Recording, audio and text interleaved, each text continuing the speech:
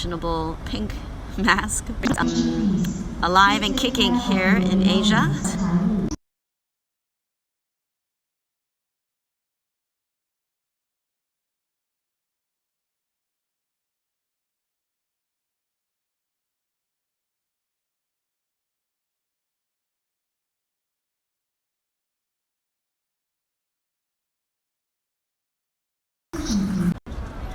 So there aren't a lot of people here right now, but the people who are walking around, whether they work here, they work in an airline or at an airline, or they're traveling, I would say about 90% of the people have masks on. And I think it's a great idea because it's something that's really necessary at this time. And so I'm about to get on my plane now. I want to wish everyone a happy Chinese New Year.